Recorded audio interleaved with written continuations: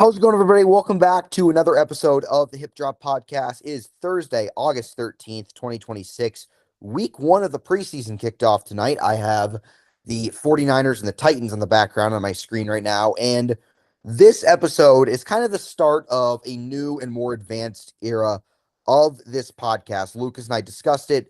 There is now a Twitter account or X account, whatever you want to call it. There's a Twitter account of this podcast with the username at Hip Drop Pod. I just created it a couple days ago. Give it a follow. If you're watching this, give it a follow. Show some support. Lucas and I will be posting episodes on Twitter after they're uploaded, and we will create Spotify. We will create these videos into Spotify because on my old podcast, we had our episodes uploaded to Spotify. We have not done that. We have primarily uploaded them to YouTube. That's how they've gotten out there. We will do both. They will still be on YouTube. However, we will also have them available on Spotify because it's more convenient if you're on the go. If you want to listen to a podcast when you're on the go, Spotify is more convenient than YouTube. So we will be doing that. So this will be the first episode of the Hip Drop Podcast that will be on Spotify and YouTube and uploaded to our Twitter page. Like I said, it's very new, but give it a follow if you so please. This will kind of start a new era of this podcast. It will be something that we will implement for the 2026 NFL season. Lucas, do you have any further thoughts on this before we get into the topics of tonight's episode? No, let's get rolling. All right, Lucas, your screen is frozen. Just to give you an FYI, there, your audio is fine, but you are frozen on the screen. Lucas exits out. So That's while probably Lucas for the gets his benefit. It's probably for the benefit. Oh, okay. I mean, whatever you say. I can see you are fuzzy, but it is what it is. We'll just work through it tonight. That's the benefit of us also being on Spotify. If our video sucks and our audio is good, then that's perfectly fine. So it is what it is. But tonight we'll be discussing the top 5 quarterbacks that are under the most pressure going into the 2026 NFL season. That's something we did a year ago.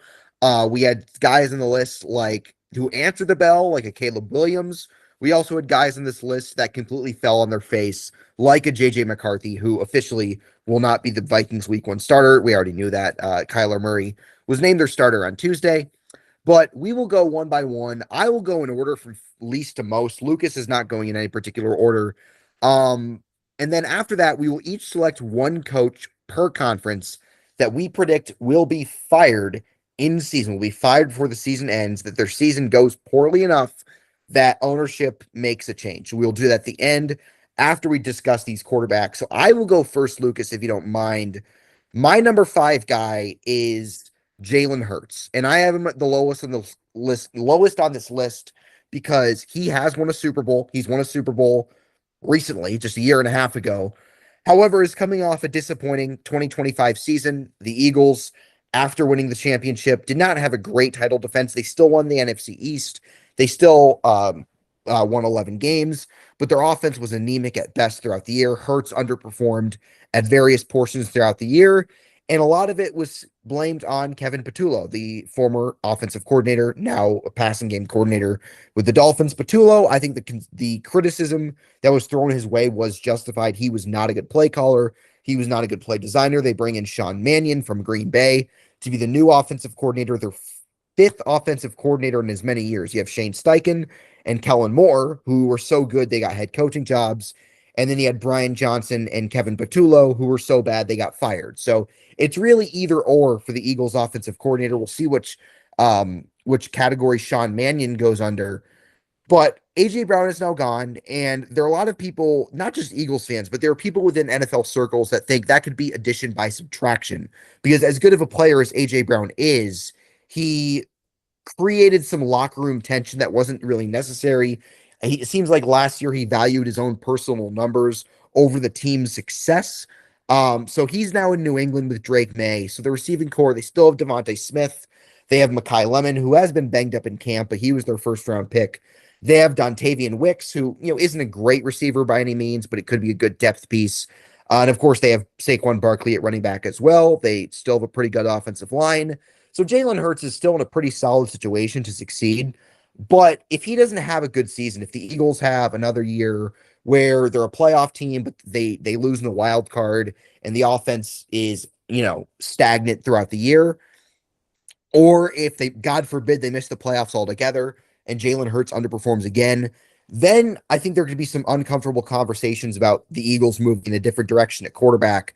But I have him at 5 because he has proven that he can win. He's the only quarterback now that Russell Wilson's retired. He's the only quarterback besides Mahomes that has been to multiple Super Bowls, but he needs to show that last year was a fluke, in my opinion.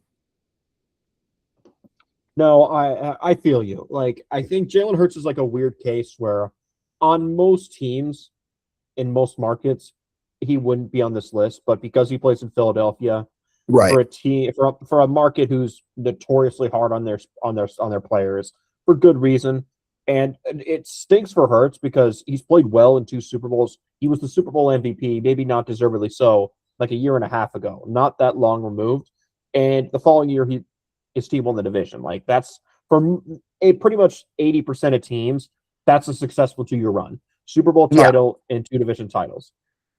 I think he should. I think he will. I don't think. I don't know if he deserves to be on this list, but given how that region of the country moves when it comes to sports, I think he should be on this list. Just pragmatically speaking, I'm going to move on to my number 5, and I'm not going in any particular order, but I'll say it's 5-1 just for entertainment purposes. I'm going to go C.J. Stroud. I C.J. Stroud is one of those weird cases where he started off hot, but he's slowly gotten worse the last 2 years. And even his rookie year, I thought he played very well. I didn't think he was like some elite quarterback. I thought he was like a good rookie, but he didn't really like blow me away. Like if I was judging him on the same scale as like a 3rd-year quarterback or a 4th-year quarterback as a rookie. But given how he played that well as a rookie, it made sense that if he were to improve marginally the next 2 years, right now he'd be elite, probably a certified top 7 quarterback. That has not been the case. A lot of flaws in his game. Yes, you could blame the bad offensive line. Yes, you could blame the Nico Collins wasn't super healthy last year, but he just has not played well. He was dog shit in both playoff games last year, and emphasis on both because it's really hard to play like shit in 2 playoff games in the same year because usually you lose the first one if you play like shit in that one. So the fact that he just managed to embarrass himself, like he had 6 turnover-worthy plays, maybe it was more, maybe it's 7, but like at least 6 turnover-worthy plays against the Patriots alone. That's inexcusable for a 3rd-year quarterback. And the Texans haven't paid him yet. And I don't blame the Texans for not wanting to hand him a 5-year, $300 million deal or anything like that. I think the Texans need to wait for him to bounce back before they give him the big payday, unless he's willing to take some sort of like discount, like $40 million a year or $45 million a year. Texans should wait to pay him, and this season will have a big impact on how much he gets this off season, if at all, if anything at all. Shoot, I'm muted. My bad. Not to spoil anything, I will get to Stroud momentarily. I'll get to him later. But my number 4 guy is a guy who is a lot more proven than CJ Stroud, and that's Lamar Jackson. And Lamar Jackson, if you notice a trend on this list, a lot of my guys are established elite players in the NFL, but there's pressure to win. And that I think Lamar Jackson fits that category really well. Uh, like I said, 2-time MVP is just a year removed from really one of the best regular seasons we've seen from a quarterback in recent memory in 2024, in which he probably should have won the MVP that season. But last year was just kind of a year from hell. Like he was injured for the majority of the season. The Ravens were just never really got off the ground as a team. They missed the playoffs in the last week of the season. And obviously, they move on from John Harbaugh. They move on from Todd Monken, who had a good run as their offensive coordinator there.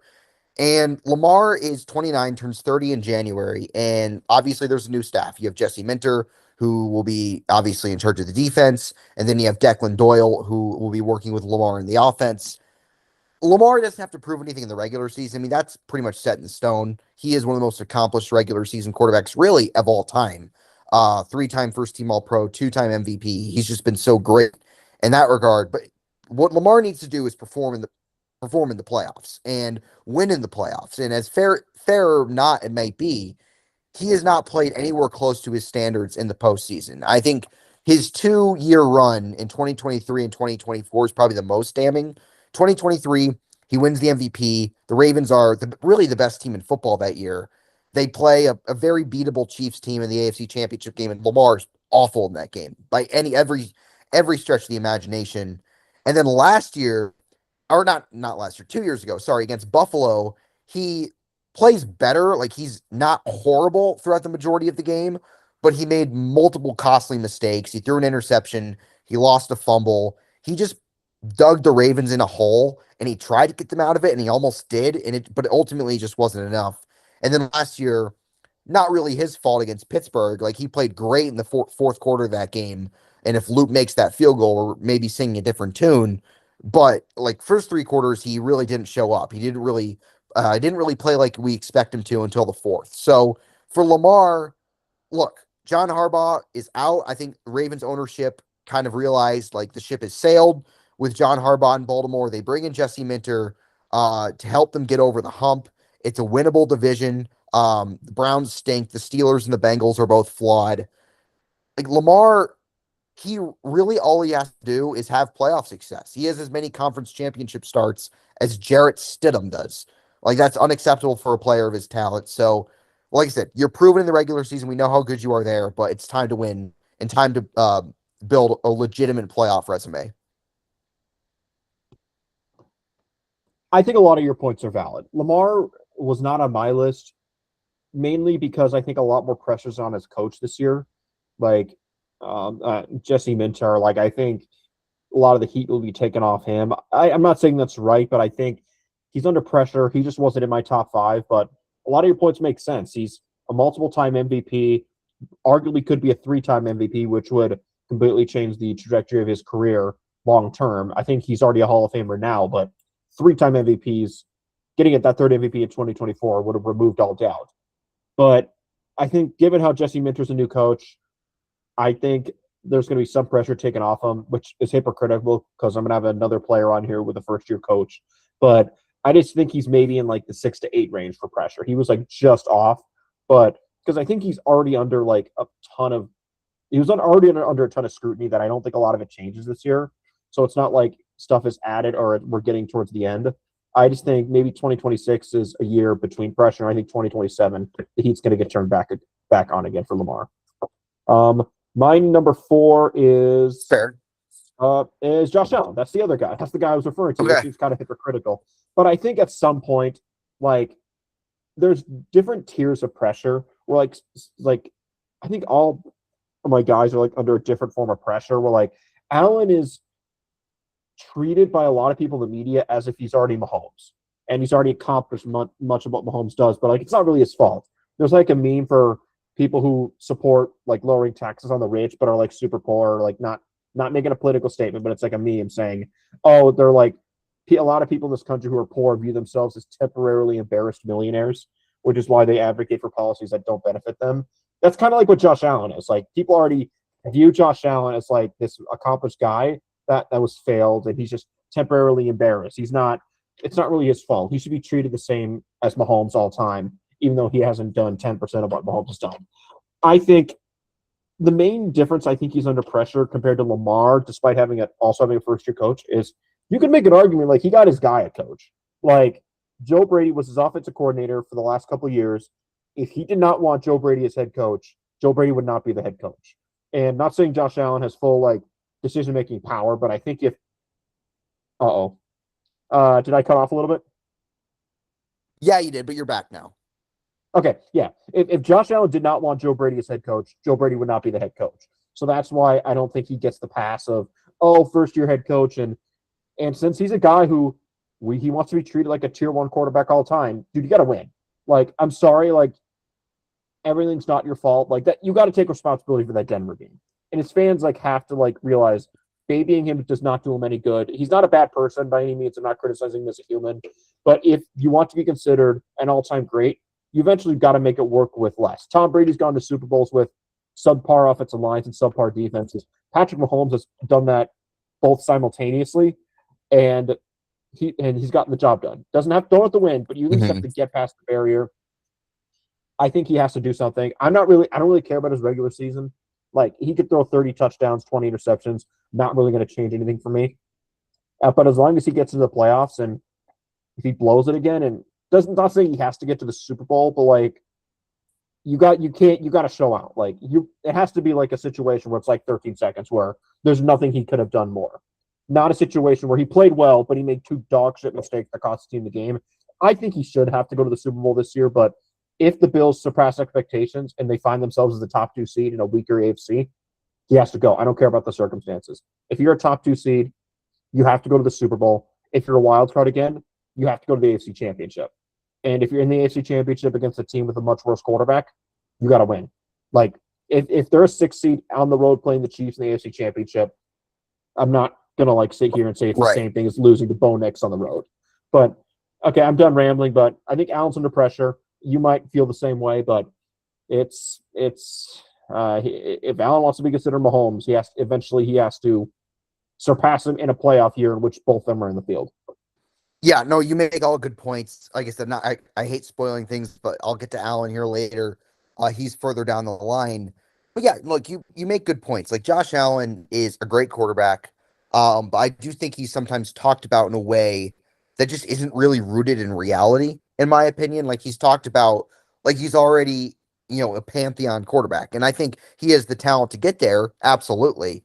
But he's not there yet. He hasn't accomplished enough yet. Even the MVP one, we both agree, like that should have gone to Lamar Jackson.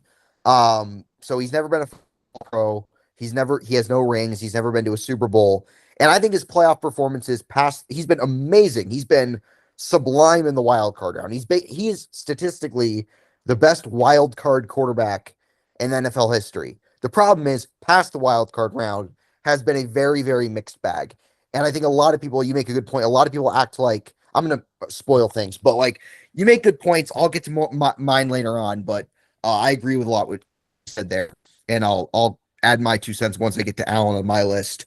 My number 4 guy, or excuse me, my number 3 guy, my number 3 guy is Joe Burrow. Joe Burrow of the Bengals, obviously an established player in this league. He's going into his 7th season.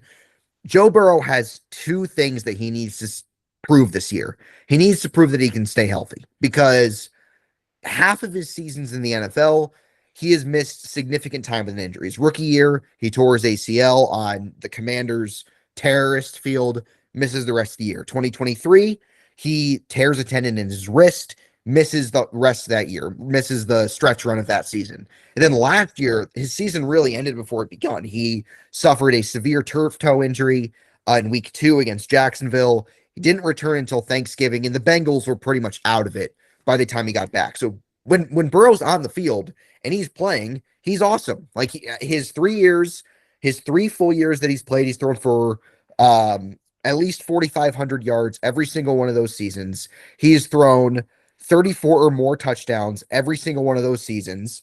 And of course, his last healthy season, he threw 43 touchdowns to just 9 interceptions, almost 5,000 yards. Like he was excellent that year. And the Bengals missed the playoffs because of their defense. But he's got to be on the field. You got to be available. Your best ability is availability. And I think what holds Joe Burrow back from being a consensus mainstay in those top quarterback conversations is his lack of availability. So that's one thing. And the second thing is you got to return to the playoffs, man. Joe Burrow and the Bengals have not been to the playoffs since I was an undergrad. Like that was in the 2022 season. It's been a long time. And is it all his fault? Absolutely not. 2 of those 3 years were maimed by injury. And then the 1 year where he was healthy, he had the best season of his career statistically, but it was undone by the defense. But it wasn't just the defense that year. Burrow, as good as he was, he had multiple costly turnovers in the fourth quarter of that season, and he had his worst game of the year in week 1 against the Patriots, in which they scored just 10 points. If they win that game, they get to the playoffs because they beat Denver in the tiebreaker. They would have been the 7 seed. So Burrow is not completely blameless in the Bengals missing the playoffs in 2024. It's mostly on the defense, 100%, but he needs to wear some of it as well. And then you look at the other 2 years, like I said, you got to be on the field. And is it his fault? No, it's just reality. So if you're a great quarterback, if you are a high-end top 3 or 4 quarterback, which I think he can be, and I think he is when he's 100% healthy and 100% right, you can't be watching the playoffs at home 4 years in a row. It can't happen. And Burrow himself has said, like, this is the most talented Bengals team that they've had in his tenure. I don't know if I agree with that, but he said so himself, so I'm going to hold him to it. it's time to be playing in January again. I'm not saying you have to go back to the Super Bowl. I'm not saying you have to go to the AFC Championship game, but you need to be back in the playoffs with this season and stay healthy. Yeah, I think the pressure for him is mainly to stay healthy. Like, I think Burrow's probably about a year or like a year where he's healthy and early playoff exit away from getting pressure or missing the playoffs. But at the same time, I think he deserves to be on this list. He's not on my top five, but I understand why you have him there. I just think a lot of people we're still in the phase where people are still blaming his offensive line and his defense that he maybe still has a year of slack before things go wrong. Like, he took a sack in which he held the ball for basically 4 seconds in a preseason game, and people are still blaming his offensive line. So I still don't think like he's under pressure, that much pressure. He's probably just below Lamar, but I get why he's on this list. At some point, like, you got to do something. I know he's made that run to the Super Bowl, but not making the playoffs since that's almost canceled it out compared to someone like Josh Allen or Lamar Jackson. So I get you there. My number 3 is someone who I'm shocked I don't think will be in your top 5 is Justin Herbert. And I don't know if you hear me right now, Yeah. but I think you can. No, I hear you. I hear you. Yeah, I hear you. I think Justin Herbert has to be on the list. I think we're starting to get to a point where the tide's turning with him, where it used to be like a combination of Josh Allen, Joe Burrow, where like, oh, my team's not good enough, or oh, it's like never his fault, even though it clearly is his fault. The only playoff game where I would say, okay, I'm not going to blame him that much was the Jaguars game, but even then, like, he's not blameless by any means. Like, that's his best game. Not great. Mm-hmm. Like, if he wants to be treated like someone who's a top 5 quarterback, then he has to start getting expectations like a top 5 quarterback. If Mahomes has to get shit for playing terrible in a Super Bowl, Josh Allen is getting shit by some people, maybe not those located in Western New York or Ontario. He has to start eating it. Like, I know his offensive line is bad. In that Patriots playoff game, his offensive line was not good by any means. He had a lot of bad reps with clean pockets. A lot of bad reps with clean pockets. Like, and against the Texans, he played like shit. And that was one of the reasons why they collapsed in that game. Yeah, one of the picks went off his tight end's hands and cost a pick 6. I get that in that Houston game, but he wasn't good in that game. He was not an asset. And if you're someone like Herbert who's done nothing, he has nothing to show for it. Like, he doesn't have an All-Pro. He has a couple Pro Bowls. He doesn't have a playoff win. Like, he's like Phillip Rivers right now, except Phillip Rivers at least made an AFC Championship run at some point in his career. Like, if Herbert retires tomorrow, literally, I'm not even kidding, his biggest accomplishment is getting engaged to Madison Beer. That's it. Like, there's nothing like on the field. I mean, to be fair, that's a pretty good accomplishment. But no, I get what you're saying. Yeah, I know. I respect that. I'm not criticizing for that. But like, I'm serious. Like, if he somehow were to get into the Hall of Fame, or if he just retired, what is the number one play on his montage? Like, what's the moment? Like, I legit cannot think of it. The one I could think of were like, maybe the throw to not to interrupt, maybe the throw to, I forget who the receiver was, Jalen Guyton against the Giants. Remember that throwing it against the Giants in 2021? Yeah, like 65 yards in the air. It was insane. I think the moment that would be in was, like, ironically, a game he lost, but that's not the game I'd really blame on him, because a lot of the blame went to Staley. Was the Week 18 game against the Raiders Sunday night, where if Staley just did not call a timeout and they just went for the tie, they both would have made the playoffs. Herbert was amazing in that game. Like he had numerous clutch throws on 4th down, including a touchdown to send the game to overtime. Like, if he won that game, that legitimately, like, we might be viewing him differently. So, but he lost, and again, I guess I'm not going to blame him for that game, but since then, like, he's done nothing. Like, if he played great in a playoff, like in both playoff losses, and just fell short, it's a different story, but he shit his pants. And at some point, you're going to have to do it. Like, they don't call me if man for nothing. He has to prove it at some point. A lot of people thought Mike McDaniel was the best offensive coordinator hire of the offseason. Okay, your tackles are healthy. Your defense, a lot of people think, is good. Mike McDaniel is well respected. Go get the job done. Do it.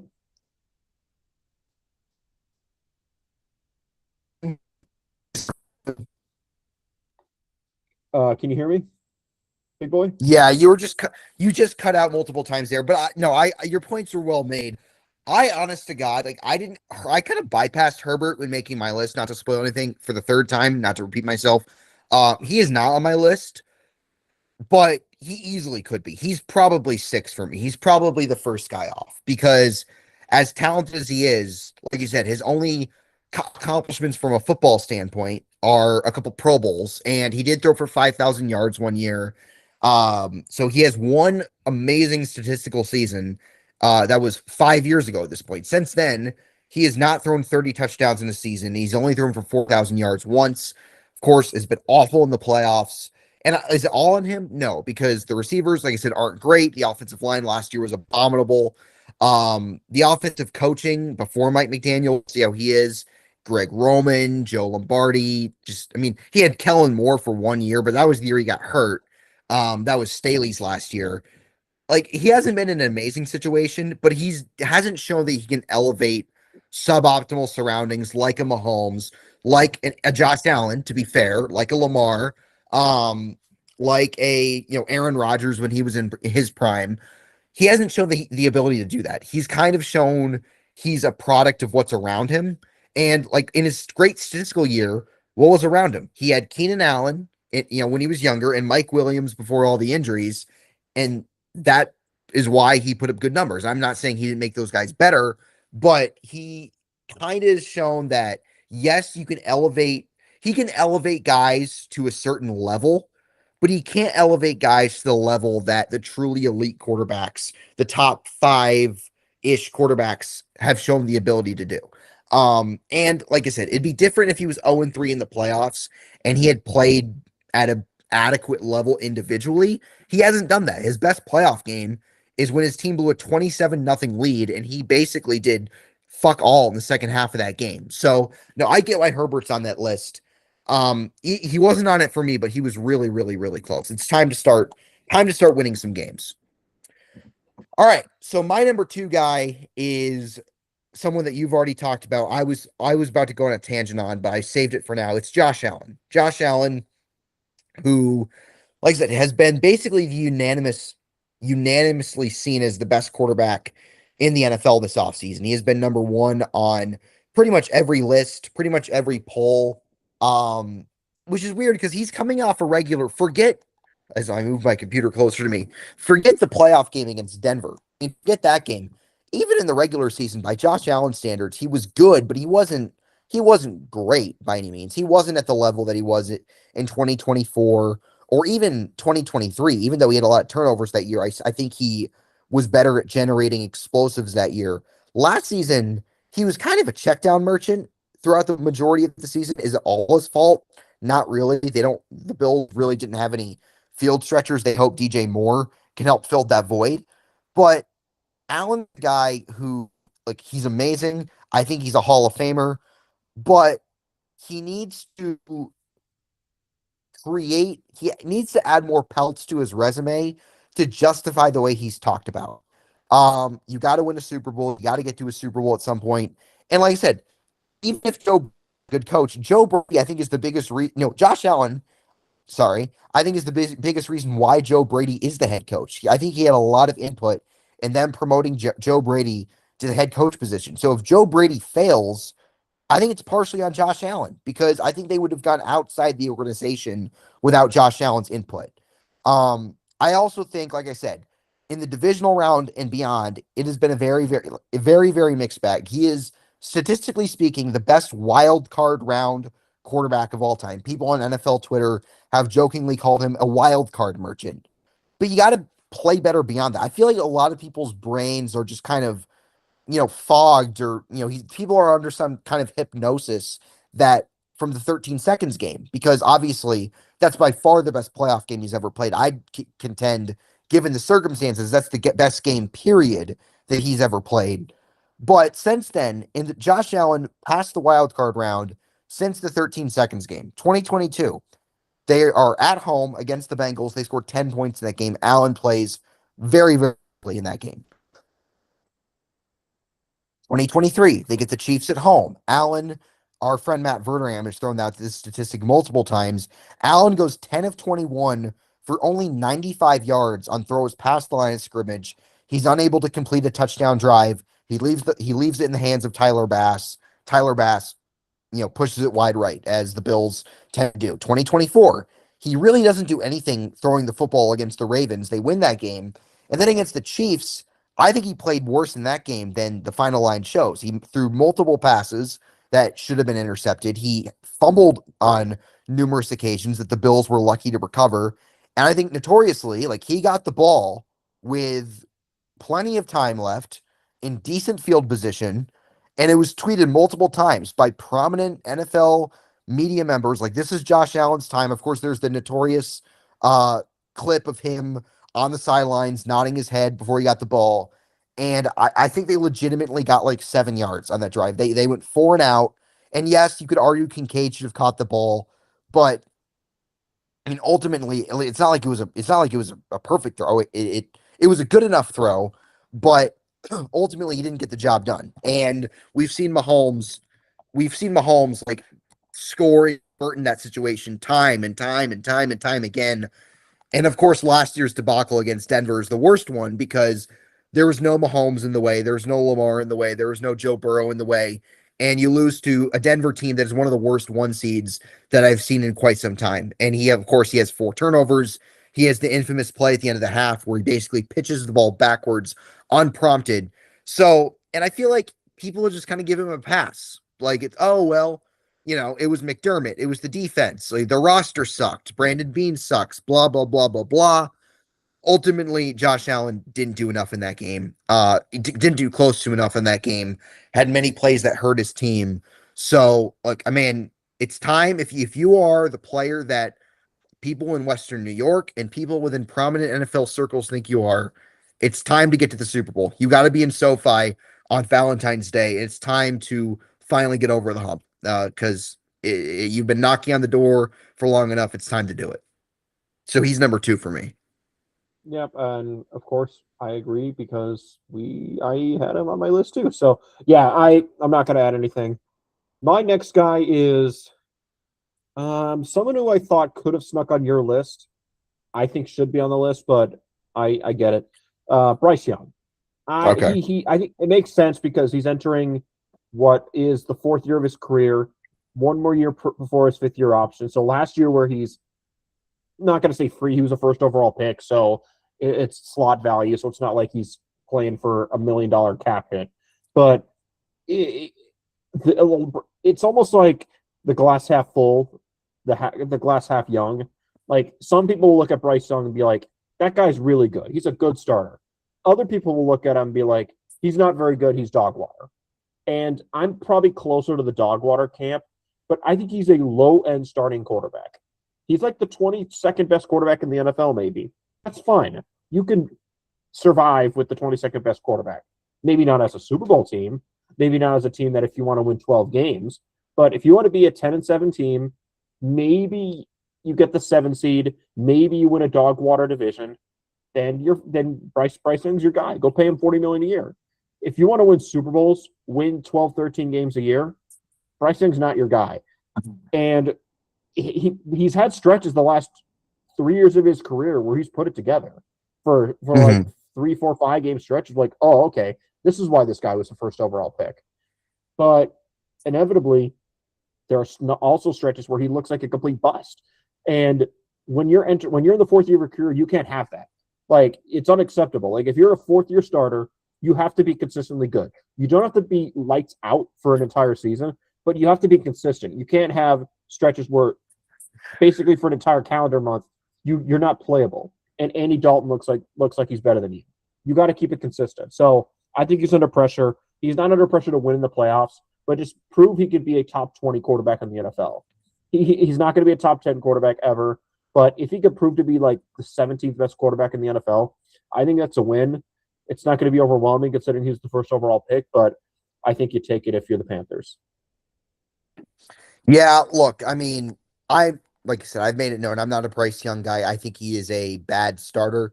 I know they won the division last year, but they did it with a losing record. And like I said, he has like 1 game a month where he looks really good, but 1 game a month, if you do the math, that's 4 games. It's not good enough. And like I said, I get why the Panthers gave him another year as their starter. They went to the playoffs last season. He, honest to God, to be fair to the man, played pretty well in the playoff game against a tough Rams team. But said just not consistent. I don't think he has the physical tools to ever be a plus starting quarterback. And you said you made the prediction that the Panthers are going to stink this year. If that's the case, it means Bryce Young likely underperforms. And I would be surprised if he is the Panthers starting quarterback in the 2027 season. I think the Panthers will do poorly enough. I think Young will not take the next step.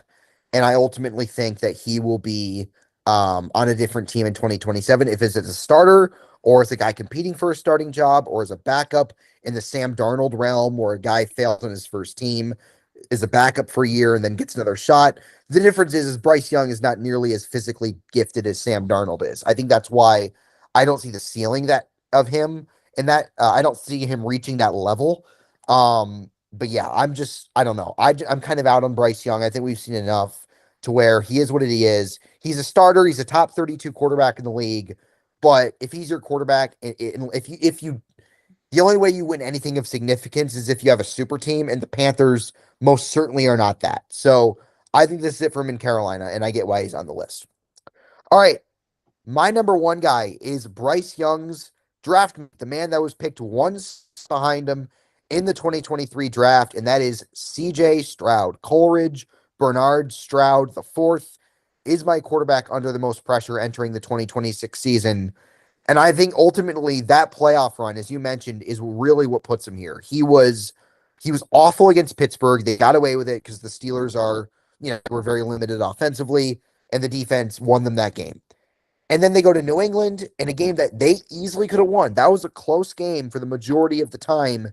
And CJ Stroud, for all intents and purposes, single-handedly lost in that game. He threw four interceptions. One of them was a pick six. He gave them no chance in the game. And Houston's defense played well.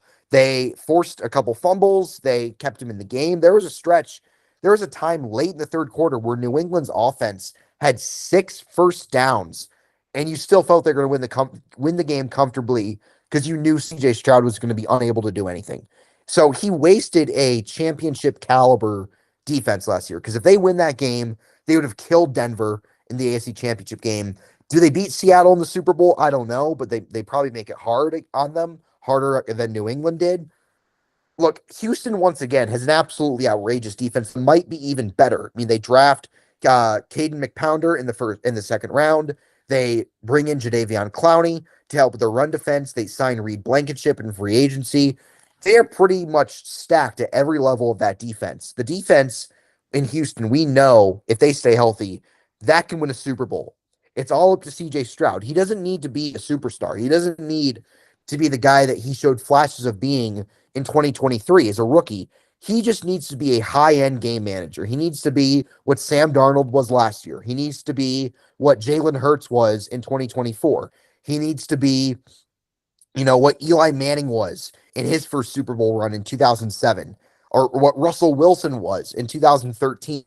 A guy who is very good, a guy that can win you a game, but also knows that he has an elite defense and doesn't lose you the game. And that's what CJ Stroud did this past year. Like I said, he's now been extended. The Texans did pick up his fifth year option, which the Panthers did not do for Bryce Young. But like I said, you cannot waste this defense. The Texans cannot lose in the playoffs because of CJ Stroud. He cannot be the reason they lose again. And if he is, I think his future in Houston will be very much up in the air. So I think he is the quarterback that is under the most pressure going into 2026. Yeah, and I agree. And I didn't even touch on the fact that how good his team is around him. I just kept it individualized to him as a quarterback. But yeah, the Texans, they're a team of you can guarantee that if they get the play of the 10th best quarterback in the NFL this year, which isn't super high, you can make an argument they're the best team in the AFC. But there's a chance they get bottom 5 quarterback in the NFL caliber play, which is not good enough. And I don't know how consistently good that defense can be. They're just defenses can be a little up and down. It still might be talented, but maybe Danielle Hunter is out for a month and Will Anderson Jr. takes a step back and okay, that defense is good, but it's not unstoppable. I mean, there's a chance that that defense is the best in the NFL and is 2015 Denver-esque. There's also a chance that it's the 8th best defense and it's just really good and it doesn't carry a bad offense and they miss the playoffs. So I agree he was on my list and I get why he's your number one. My final guy, which I'm not going to say is under the most pressure, but he's just the last guy I'm bringing up. And you can make an argument he had excuses last year. I'm going Baker Mayfield. Like, for me, I know he was hurt last year. He had like a knee injury he played through and like a bicep injury he played through. I think, given how early in the season those injuries were, I think I am of the belief if you choose to play, you have to accept responsibility for it. Like if an injury happens like in the middle of a game and you play through it, I think that's different. If it happens like right before the playoffs and like you don't want to sit out to get healthier, that makes sense. I'm not going to punish you for that. But he got hurt early in the season in September and he played through. He could have sat out a month, gotten healthier and loaded up for the run, but he played through the injury, kind of like what Favre did for a lot of years, where he did not sit out when he was hurt, and it hurt his team in the end. And a lot of Bucs fans are going to come at me saying he was hurt. After he was hurt, he got hurt in weeks 2 against the Texans, and I think week 3 against the Jets. He had his best game of the year, week 5, if you remember, in Seattle. I think that may have been the only that was the final game in Seattle the Seahawks lost last year because they lost against the Niners in week 1. Lost the Rams. They lost the Rams. Remember when Darnold threw 4 picks? No, in Seattle. That's what I meant. In Seattle. Oh yeah, at home. Yes, that's the last game they lost. Yeah, that was the last home loss of the year. Baker Mayfield probably, I think, played the best game of his career in that week 5 game where this Bucs won 38-35. Like, because remember, he was getting MVP hype early in the year because the Bucs were winning games. I was adamant. I don't think he was playing that well. I know he had, I'm looking back, like 8 touchdowns, 1 pick. I thought he didn't play that well. He wasn't playing that well. And then he had that week 5 game, was like, okay, maybe it's positively regressing to the mean. And then I'm looking at his PFF grades. After that week 2 game where he had a 92, he had a 77. And then after that 77, not a single game higher than 75. Like, he just did not play well. And it's just, I'm just trying to do, after week 6 against the Niners, he had 12, 1. He had 14 touchdowns, 10 interceptions, and then a lot of fumbles. He has a fumble problem. Like, that's always been an issue. But like the last 2 years in Tampa, he's fumbled a lot. And that has to stop. Every once and again, good quarterbacks will have bad years. He had 2 years where he's fumbled in like half the games. Like that, you can't have that. Like, that can't happen. And he's a guy who's gotten paid. He's in a contract dispute right now. He needs to bounce back. And I understand he was hurt, but if you choose to play through an injury and not sit out a month to get healthy, you got to accept the fate, man. Like, it's your choice to play through an injury. I know we talked about it on the quarterback documentary. I feel for him, but if you choose to play and not sit out, you have to you accept the consequences. You don't get to have your cake and eat it too. You don't get to have the sympathy and get a pass for playing hurt. When you had the option to sit, maybe you lose a couple games, but then you come back healthy and stronger, and then you can finish the season healthy and give your team the best chance to win and make the playoffs. Yeah, 100%. Look, the Buccaneers not winning the NFC South last year is an embarrassment. And it's an embarrassment for Baker. It's also an embarrassment for Todd Bowles. It's just, that can't happen. They were 6-2, and they lose to the division to Bryce Young and the Panthers, who we already just touched on. They completely imploded down the stretch, and Baker was legitimately one of the worst starters in football the last, 2 months of the season. So, no, him being on this list is valid, 100%. So, Lucas's top 5 quarterbacks under the most pressure: Baker Mayfield, Bryce Young, Justin Herbert, Josh Allen, CJ Stroud. Mine in order are CJ Stroud, Josh Allen, Joe Burrow, Lamar Jackson, Jalen Hurts. So, like I said, similarities, some differences. But yeah, I mean, there is a lot of these guys, like, they're under pressure for different reasons. Can they stay healthy? Can they win in the playoffs? Can they prove that they are a legitimately great quarterback? Can they prove that they're worth keeping around?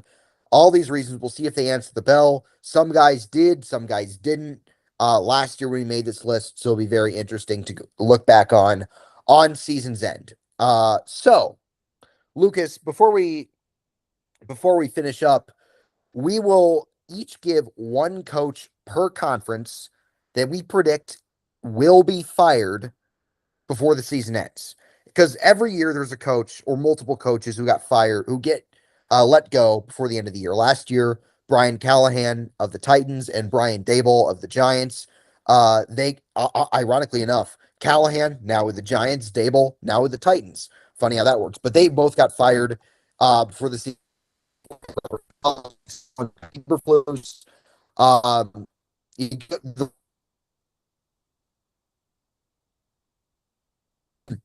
start. Let's start with the NFC. Because I think it's the more difficult conference because I feel like there's not a lot of coaches who fit this bill. But if do you want to go first? Do you want me to go first? Because I have a feeling we might have the same guy. I could be wrong, but I have a feeling we might have the I'll same one. I'll get okay, just to make sure. Is your coach either in the NFC North or the NFC East? Neither. Okay, good. So we do not have the same guy. You can go first. Okay. Uh, Speaking of Baker Mayfield, I have his coach. I have Todd Bowles in this spot. Todd Bowles is entering his fifth season as the head coach of the Buccaneers. He actually has been there his seventh year overall. He was their defensive coordinator for 3 years. So his eighth year. I have the math wrong. I'm looking at it right now. He was their defensive coordinator for 3 years. He's going to his fifth year as their head coach. He was their DC when they absolutely obliterated the Chiefs in the Super Bowl. He is a very good defensive mind. However, like I think as a head coach, well, he hasn't been awful by any means. They've been to the playoffs for, I believe, 3 of the 4 years he's completed there. They have, let's see, their records are, but they've had a losing record in half those seasons. They made the playoffs in 2022 with a losing record by winning the NFC South. They win it with a 9-8 record in 2023. However, they did win a wild card game that season, and they lose a quasi close game to the Lions in the divisional round 2024. They go 10-7. Last year, they get off to a great start, and then, of course, they completely implode down the stretch. Many thought he'd be fired at the end. Ultimately, they kept him around. But it kind of feels like Bowles is a decent floor, very low ceiling head coach. I feel like the ceiling with him, we've seen it. You're going to win 9 or 10 games. You might win a wild card game depending on the matchup. But if you have any aspirations of getting past the divisional round, you're fooling yourself. Like he's the most run of the mill average head coach in the NFL. And well, I do think he could have a good stint as a defensive coordinator somewhere. I just think there's a ceiling, there is a hard ceiling, and I think the Buccaneers have reached it. So if they start poorly, I could see them moving on. Because their first 4 games, you have at Cincinnati, that's a tough game. Home to Cleveland, they should probably win that one. Then they are week 3, they are home against the Vikings. Week 4, they're home against the Packers. And then week 5, they're at the Cowboys on a Thursday. So, like I said, you have some winnable games, you have some tough games, but like I said, if they start like 3-5, now in the NFC South, that's not a death sentence because how weak that division is. But it feels like Bowles is kind of worn out as well there. So I could see the Buccaneers moving on if they start badly. Yeah, I feel you. Like I thought about picking Todd Bowles as well, and the schedule kind of aligns for that. I have the Bucks starting the season before their Week 10 bye, 3-6, and including 2-5. So that could equate to maybe a Week 10 firing before they go to Detroit. So I think that makes a lot of sense. My pick is someone who I think this is a team that could be very boom or bust. This team's quarterback was in the news the last 24 hours because it doesn't Oh look yeah. good for him personality wise because he kind of looks like a narcissist and too much of a mama's boy. And that's the Dan Quinn of the Washington Commanders.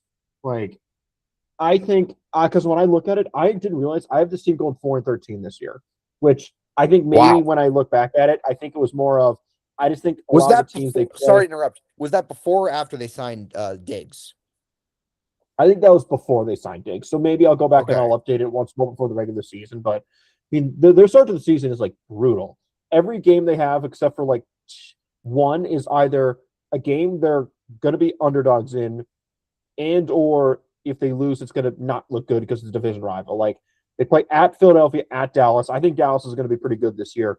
They host Seattle. Remember the last time Sam Darnold went to Washington? He played the best half of football I've seen a quarterback play in years on that Sunday Mhm. night game last Oh year yeah. at home or no, against the Colts in London.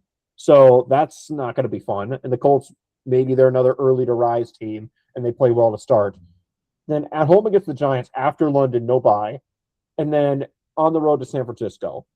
I have them starting 0. That could be an 0-6 start, which I'm not saying they will, but like in all 6 of those games, because the Colts game is in London, I could see them losing that game. Like Right. Philadelphia, Dallas, Seattle. Indianapolis, the Giants with an upgraded coaching staff, and at the Niners. Like, woof. And then after the bye, it doesn't get much better. They host the Eagles, which if they're hosting the Eagles after a bye, they better win that game. But then they Right. have the Rams come to town in week 9. Like, I could see a season from hell for Washington, and Jaden Daniels doesn't bounce back despite being healthy. And if Dan Quinn wears out his welcome and Washington cans him in season, maybe I'm wrong, but I kind of went with Dan Quinn to go a little bit outside the box. No, I get that because, like I said, they were in the NFC Championship game not long ago, and you'd think Dan Quinn would have a lifetime contract there.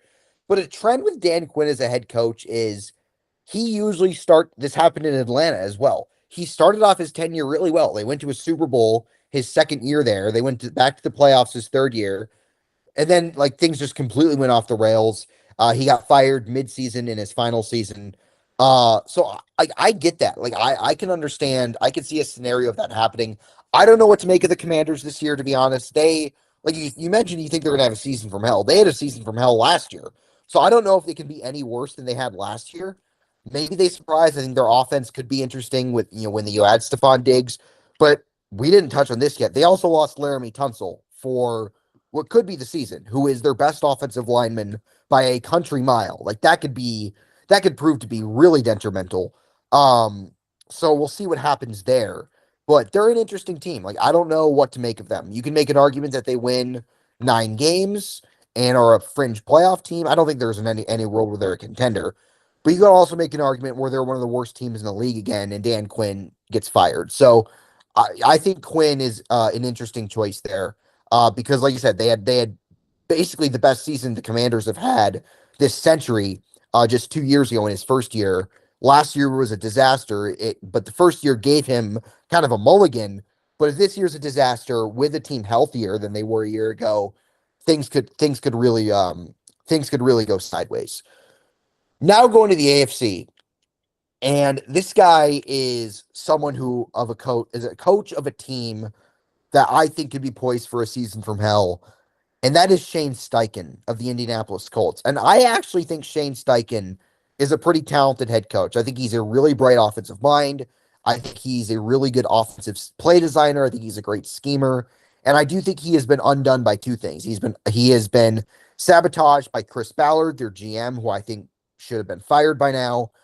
I also think he has been playing with with a hand tied behind his back with their quarterback situation. The quarterbacks to start a game for the Colts in Shane Steichen's tenure are as follows: Anthony Richardson, Gardner Minshew, Joe Flacco, Daniel Jones, Phillip Rivers, Riley Leonard.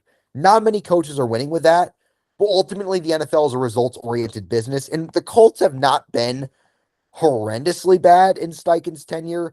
9-8, 8-9, 8-9. But last year, we talked about the Bucs collapsing. The Colts had a worse collapse. They were 8-2 at their bye week, and they legitimately did not win a game after their bye. They have not won a football game since, and not counting preseason. I don't know if they won. I don't know if they beat New England tonight, but they have not won They a tied. real. They tied.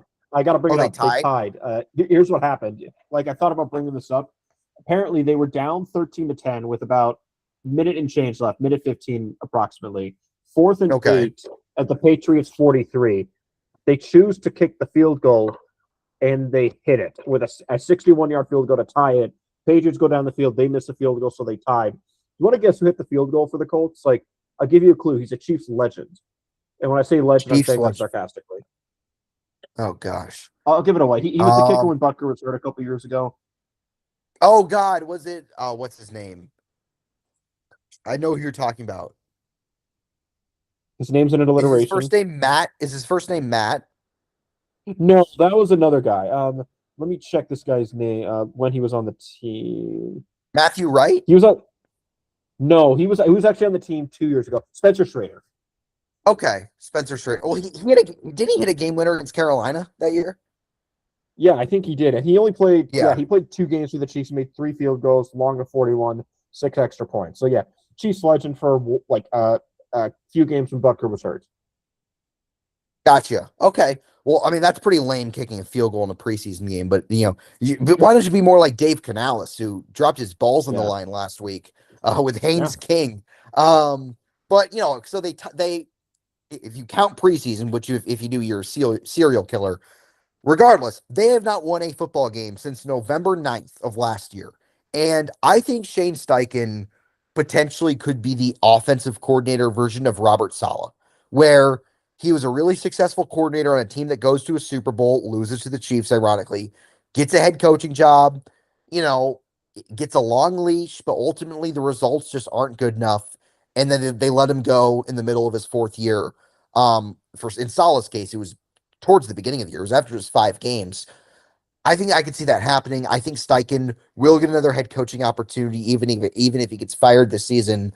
Fair or not, it's a results oriented business, as I said, and the results in Indianapolis have been mediocre. And their schedule, their first 5 games, 0-5 is 100% on the table. You have the Ravens at home, at the Chiefs on a Sunday night, Texans at home, the Commanders in England, like we talked about, and then at Pittsburgh, where they got absolutely shellacked last season. A game that really kind of started their slide. So, yeah, Shane Steichen is my pick in the AFC. Not that I don't think he can coach, but I just think it could be a better to start fresh for both sides. No, I feel yeah. I think it just could be unfortunate, like you said, season from hell for a coach that I think is really good. I don't think he's like a elite head coach by any means, but I also don't think he's like bad by any means. I think if he gets fired this year, he should get another job. He should get another opportunity. But I don't know if he's like entitled to get another one after that. But yeah, and I'm looking at their schedule. I think they might have a rough start to the year. I have them starting, what is it, like 2-7. So like I could very well see that. But I have them bouncing back as their schedule kind of softens up. Okay. My AFC pick, I have to be honest, it was very, very low hanging fruit. And I'm not proud to say this because it's like taking the free space in bingo. And because I was looking at it, the bottom 5 teams I have for the standing predictions, 4 of them have first year head coaches. So I just don't. It takes a lot to get fired in the middle of your first season. And Urban Meyer did it. Like it's been done before, but it takes a lot. And yeah, as you're muted, you probably said something funny. But Nathaniel Hackett. yeah, and Nathaniel Hackett, he got fired basically Right. towards like the end. I think Urban Meyer got fired in like Yeah. November of his first year. Like I'm going with Aaron Glenn, and Okay. I think I don't. I think the jury's still out on him. I am leaning towards he's not a very good coach, but I just think I think they're going to start 0-3. They might win 2 straight games. I have them beating the Bears and the Browns, and then kind of the wheels falling off. And they have a week 13 bye, so I think they might only win 3 or 4 games by then, which means maybe they're 4-8, more likely 3-9. And does Woody Johnson was maybe Woody Johnson just pulls the trigger during the bye and says, "I'm done with this," right before Denver comes to town, and they run out the clock because the quarterback of the future is not on the roster. There's no real reason to keep stability through the end of the year. So yeah, so that's pretty much it. I have Aaron Glenn, and for the AFC, and then the NFC, I had Dan Quinn. Owen had Shane Steichen of Indianapolis in the AFC, and in the NFC had Todd Bowles of the Bucks. And I think both those are valid picks. I think all 4 of the teams we mentioned could get off the slow starts, not be very good this year. All 4 missed the playoffs, or missed the playoffs last year. So I think it makes a lot of sense. But if I'm going to go with, or I'm going to do an impromptu segment because Owen had to step away for a few minutes. So I am going to yap, and Owen's back. So I'm back. All right. I think we're good to close it out, man. Like I said, I think we had a good one. I think we top 5 quarterbacks in the most pressure. I like that we had 2 different coaches for each conference. But do you have anything to add before we end here? no, but good luck on your future endeavors once we stop recording. All right, I appreciate it. Thanks, everybody. This will be posted on YouTube, Spotify, and Twitter, and we will be back soon. I don't know which day, but we will be back soon, maybe Saturday, and then again next week. So thanks, and we'll see you.